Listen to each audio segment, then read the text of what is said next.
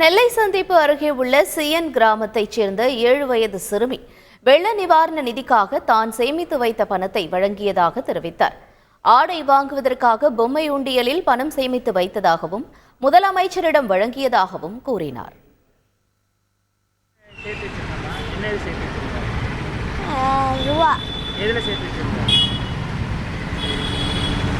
பொம்மை உண்டியல்ல ட்ரெஸ் எடுக்கிறதுக்குன்னு சேர்த்து வச்ச பணத்தை வெள்ளத்தில் பாதிச்சவங்களுக்கு கொடுத்தேன். சிஎம்கிட்ட. சிறுமியின் செயலை கண்டு நெகிழ்ச்சி அடைந்ததாக முதலமைச்சர் ஸ்டாலின் எக்ஸ் தளத்தில் பதிவிட்டுள்ளார். சிறுக சிறுக சேர்த்த பணத்தை முதலமைச்சரின் நிவாரண நிதிக்கு அந்த சிறுமி வழங்கியதாக குறிப்பிட்டு நெகிழ்ந்தேன், நெஞ்சம் நிறைந்தேன் என்றும் பதிவிட்டுள்ளார்.